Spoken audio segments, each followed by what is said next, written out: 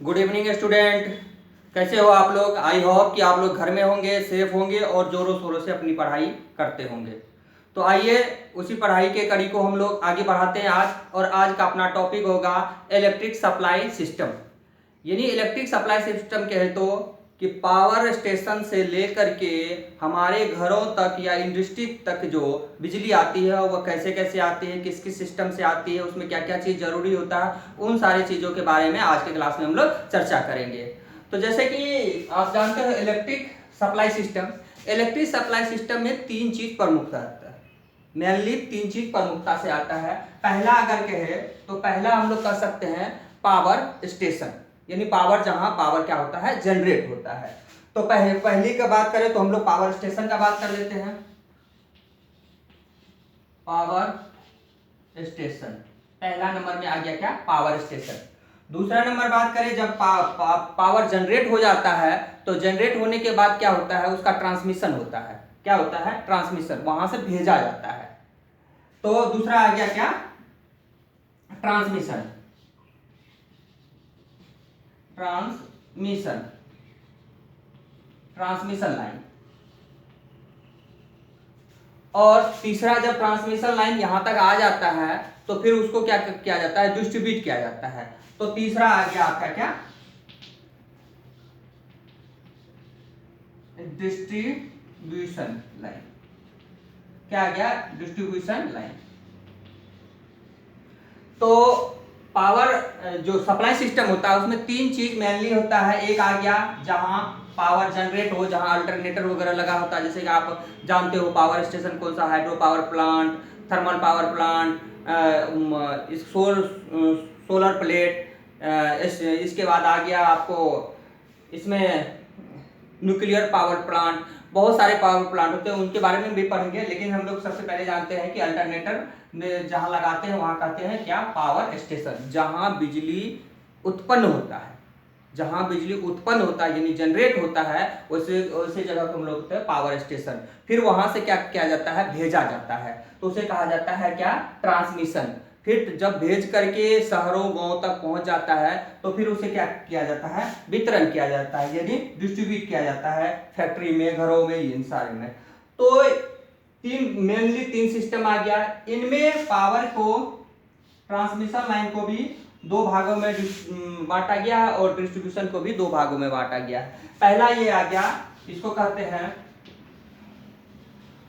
Primary transmission line. Primary transmission line. दूसरा आ गया क्या, secondary transmission line.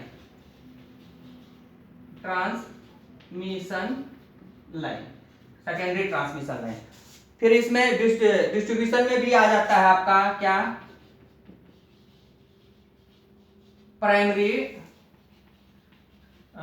Distribution, transmission लिख रहे थे, डिस्ट्रीब्यूशन लाइन। और ये आ गया क्या, सेकेंडरी डिस्ट्रीब्यूशन लाइन। तो कितने भाग में आ गया, तो आप देख लीजिए कि पहला आ गया पावर स्टेशन जहां बिजली उत्पन्न हो, उसके बाद उसके वहां से क्या किया जाता है, ट्रांसमिशन किया जाता है। फिर ट्रांसमिशन करने के बाद आ गया डिस्ट्रीब्यूशन। ट्रांसमिशन करने के बाद क्या आ गया, डिस्ट्रीब्यूशन।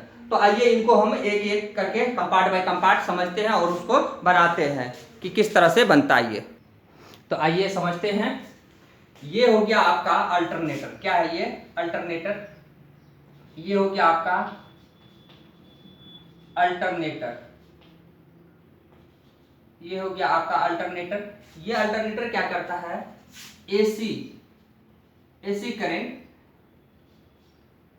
देता है, इंड्यूस करता है या जनरेट करता है। क्या करता है, जनरेट करता है। ये एसी करंट क्या करता है, जनरेट करता है। और वहां से क्या होता है, और ये एसी करंट कितना जनरेट करता है, 11 kV टू 33 kV। कुछ बुकों में लिखा हुआ रहता है 37 भी होता है, लेकिन हम लोग जो पढ़ते हैं वो 11 kV टू 33 kV ही पढ़ते हैं, इसलिए 30 kV ही पढ़ेंगे। ये जो पावर स्टेशन में जो अल्टरनेटर लगा हुआ रहता है, वो पावर स्टेशन में जो बिजली जनरेट होता है वो 11 kV से लेकर के 33 kV यानी 33 kV तक जनरेट होता है। फिर वो क्या करता है, वहां से लेकर के यहां से लेकर के क्या होता है, पावर ग्रिड में क्या करता है, ये है आपका पावर ग्रिड। ये कितना जनरेट करता है, 11 टू 33 kV।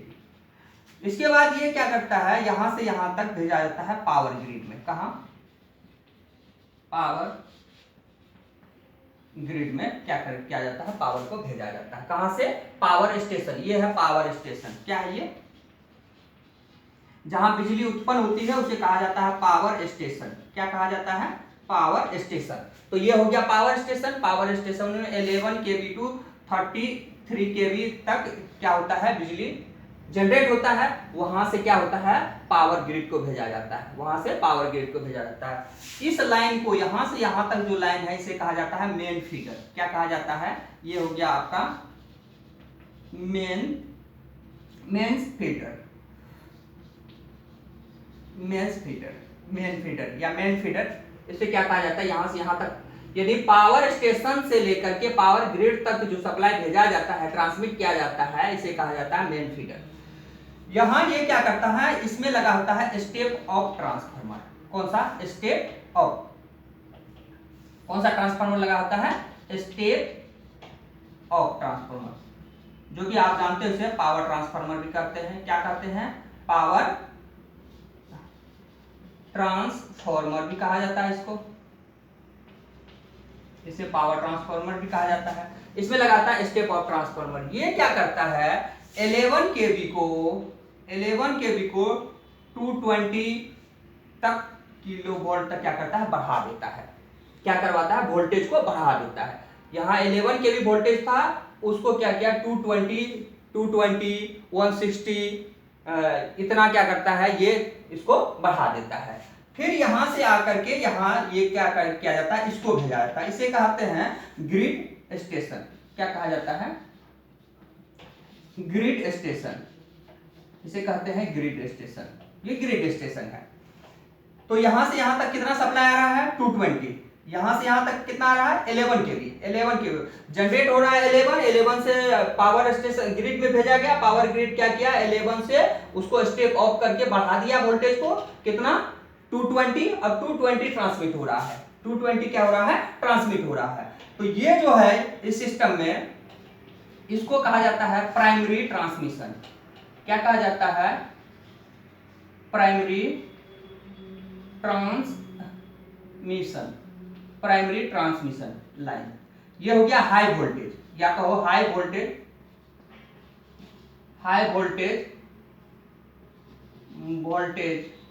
Primary transmission. ये हो रहा है हाई वोल्टेज प्राइमरी ट्रांसमिशन। यहां से प्राइमरी ट्रांसमिशन को यहां भेजा जाता है। कहां, पावर स्टेशन में। पावर स्टेशन क्या करता है, 220 को कम कर देता है। क्या करता है, 220 किलोवोल्ट को क्या करता है, कम कर देता है। यानी यहां लगा होता है step down transformer. Step down transformer क्या करता है, इसको 66 kVA या 33 kVA में इसको क्या करता है, चेंज कर देता है। ये आ गया जो, ये भी तो हाई वोल्टेज ही है, तो ये भी आ गया आपका क्या, हाई वोल्टेज सेकेंडरी ट्रांसमिशन।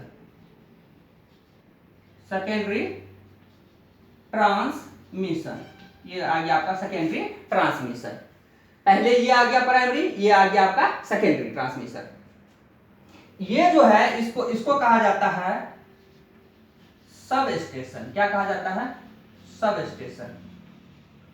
इसे कहा जाता है सब स्टेशन। जो आप देखते हो रूरल एरिया समय बहुत सारा ट्रांसफार्मर लगा करके लगा होता है, उसे कहते हैं, जिसे आप पावर हाउस कहते हो, लेकिन वो रियल में वो पावर हाउस नहीं है, वो क्या है, वह सब स्टेशन है, वह सब स्टेशन है। यहां क्या किया जाता है, 66 kV या 33 kV को 11 kVA में क्या किया जाता है, चेंज कर दिया जाता है। यहां भी लगा होता है स्टेप डाउन ट्रांसफार्मर। कौन सा? Step down transformer. ट्रांसफार्मर यहां भी लगा होता है स्टेप डाउन ट्रांसफार्मर। ये इसको क्या करता है, कम कर देता है। इसे कहते हैं प्राइमरी, इसे क्या कहा जाता है, प्राइमरी। ये आ गया आपका प्राइमरी डिस्ट्रीब्यूशन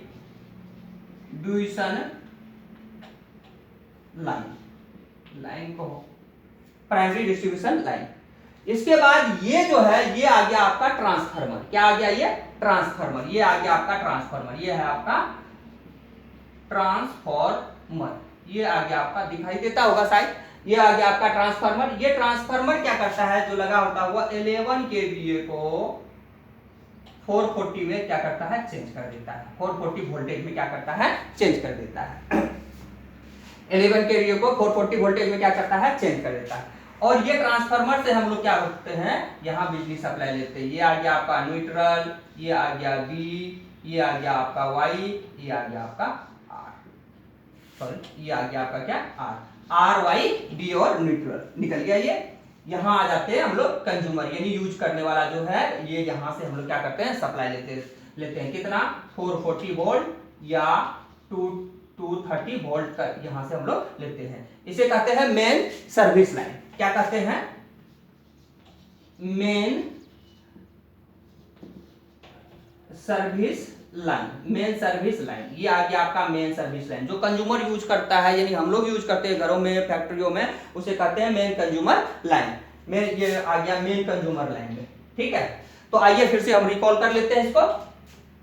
ये आ गया क्या है, ये पावर स्टेशन। पावर स्टेशन में क्या होता है, इलेक्ट्रिसिटी जनरेट होता है। वो जनरेट कितना होता है, 11 kVA या 33 kVA। वहां से हम लोग क्या करते हैं, भेजते हैं पावर ग्रिड में। वहां से कहां भेजते हैं, पावर ग्रिड में। जब पावर ग्रिड में भेजते हैं तो यहां से पावर स्टेशन से लेकर के पावर ग्रिड तक का जो लाइन होता है उसे कहते हैं मेन फीडर। क्या कहते हैं, मेन फीडर। यहाँ स्टेप ऑफ ट्रांसफार्मर लगा होता है। ये स्टेप ऑफ ट्रांसफार्मर लगा के क्या करते हैं, वोल्टेज को बढ़ा देते हैं। 11 kV को 220 तक बढ़ा देते हैं।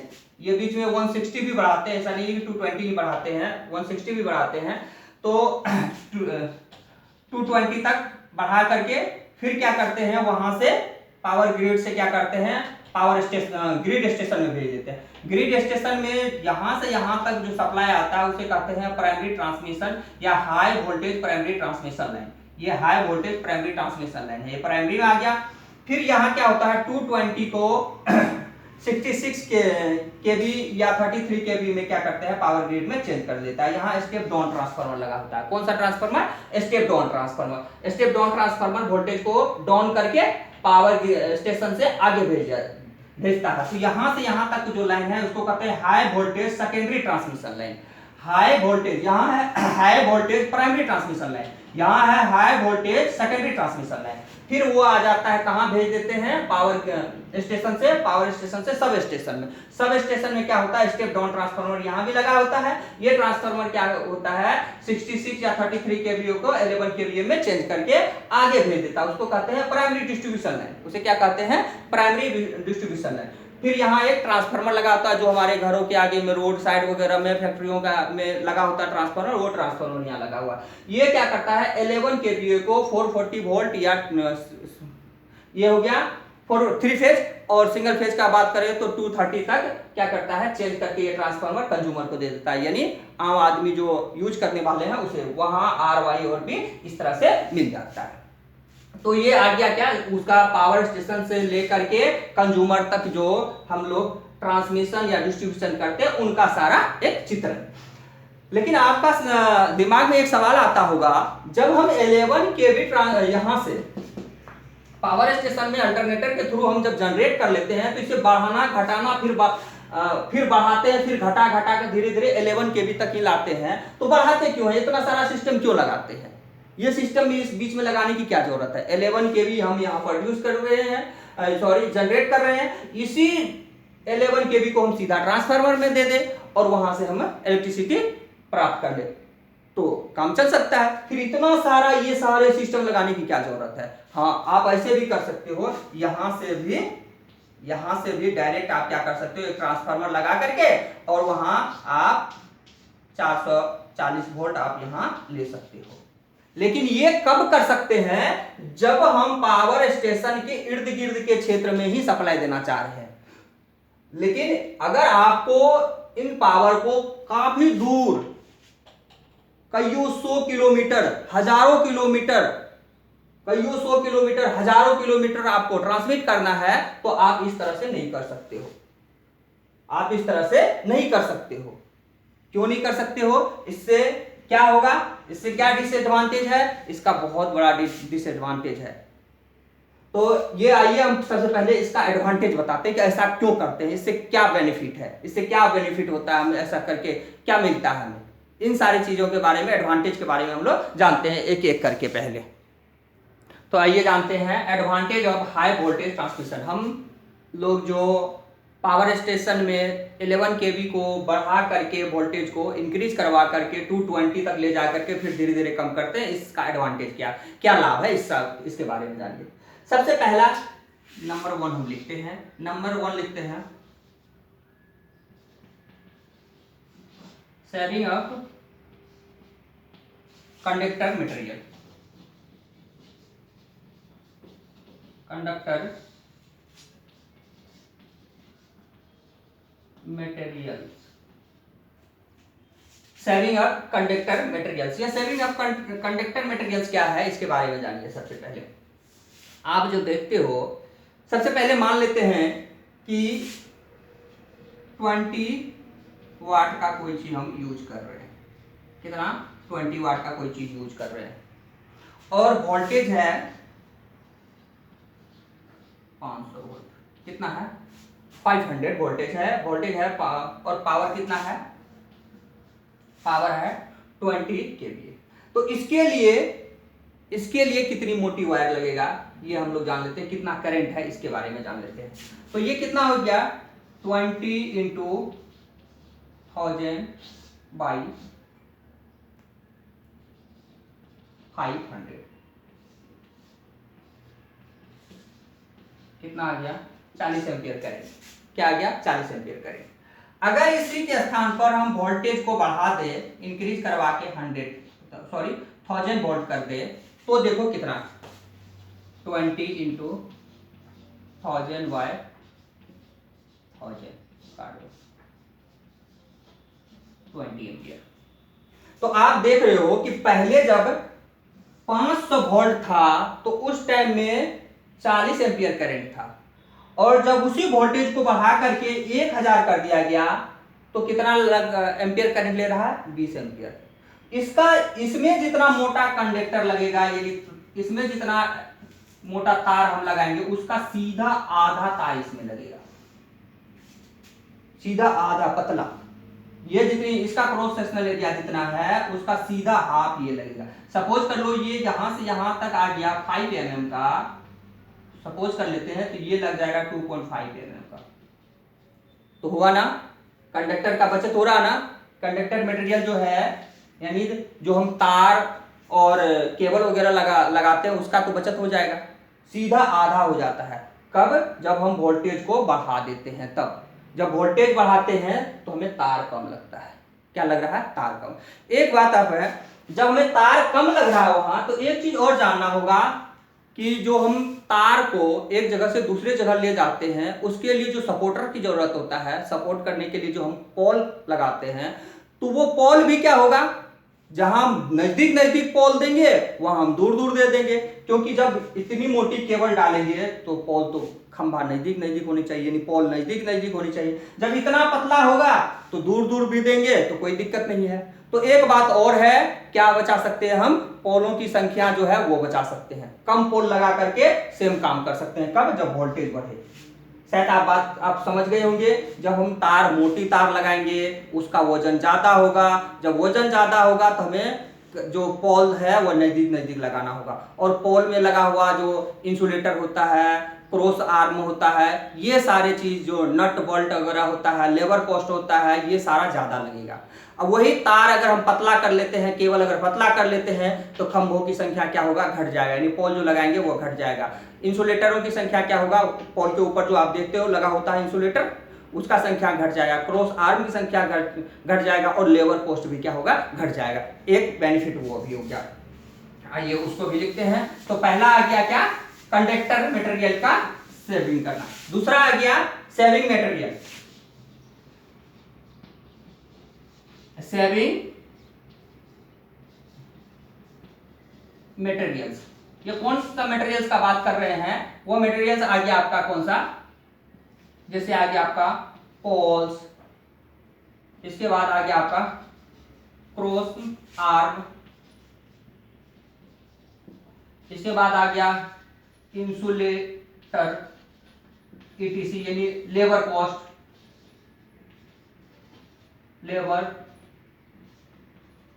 कॉस्ट ईटीसी, ये जो है ये सब क्या होगा, कम हो जाएगा।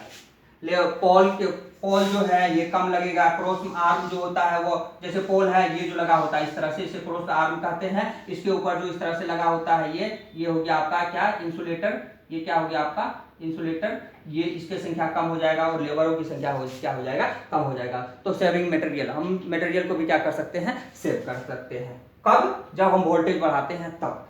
और आइए और क्या कर सकते हैं, इसके बाद हम लोग और कर सकते हैं, वोल्टेज रेगुलेशन जो है वो ठीक हो जाएगा। क्या हो जाएगा, बेटर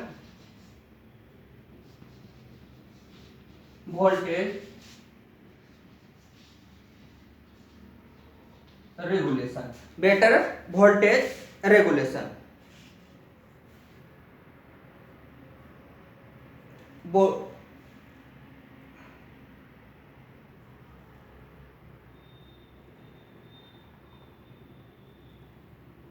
बेटर वोल्टेज रेगुलेशन, ये बेटर वोल्टेज रेगुलेशन का अगर हम बात करें तो ये बेटर वोल्टेज रेगुलेशन क्या है कि जब हम वोल्टेज को हाई करते हैं, 220 kV वोल्ट पे ले जाते हैं, तो हाई वोल्टेज में हम ट्रांसमिशन जब करते हैं, जब हाई वोल्टेज में क्या होता है, ट्रांसमिशन जब होता है हाई वोल्टेज में, तो क्या होता है कि वोल्टेज का ड्रॉप जो है वो बहुत कम होता है। वोल्टेज ड्रॉप क्या होता है, कम होता है। जब वोल्टेज ड्रॉप कम होता है तो वोल्टेज रेगुलेशन जो है वो क्या होता है, हाई हो जाता है, अच्छा हो जाता है। वोल्टेज रेगुलेशन क्या होगा, अच्छा होगा। जब वोल्टेज रेगुलेशन अच्छा होगा तो इफिशियंसी भी क्या होगा, हाई होगा। तो एक फायदा ये भी है कि जब हम वोल्टेज को हाई करते हैं तो वोल्टेज रेगुलेशन जो है वो बेटर होता है, इससे जो इफिशियंसी है वो इफिशियंसी भी क्या होता है, बढ़ जाता है। दूसरा चीज है क्या, तो वोल्टेज रेगुलेशन के बारे में, वोल्टेज रेगुलेशन ठीक होता है। और नेक्स्ट हम अगर चले तो एक चीज और आ गया आपका, वो आ जाता है आपका रिडक्शन ऑफ पावर लॉसेस। क्या, reduction of power losses of transmission. क्या, ट्रांसमिशन लाइन। क्या होता है कि जब हम वोल्टेज को बढ़ा देते हैं तो पावर का जो लॉसेस है वो बहुत ही क्या होता है, कम होता है। पावर का जो रेडिएशन है, क्षति है, वो बहुत ही कम होता है। पावर का क्षति कम होगा, वोल्टेज रेगुलेशन अच्छा हो जाता है, इफिशियंसी बढ़ जाती है, ये पोल कम लगता है, साथ व साथ कंडक्टर कम हो जाता है। तो ये सारे एडवांटेज है अपना क्या करने में, वोल्टेज जब हम क्या करते हैं, इंक्रीज करवा देते हैं। 11 kV जनरेट होता है, बट हम उसको क्या करते हैं, बढ़ा करके 220 kV तक ले जाते हैं। उससे इतनी सारी क्या होता है, फायदे हमें, लाभ है, इसलिए क्या करते हैं, उसे बढ़ाते हैं। तो अब आइए इसके बाद हमें क्या क्या चीज की जरूरत होती है इसके बारे में हम लोग जानते हैं कि जब हम ट्रांसमिशन करने लगते हैं, खंभे लगाते हैं, तो खंभे के साथ साथ और किन किन चीजों की जरूरत होती है, उन सारी चीजों के बारे में भी हम चर्चा करते हैं कि वो कौन कौन सा चीज होता है हमें ट्रांसमिशन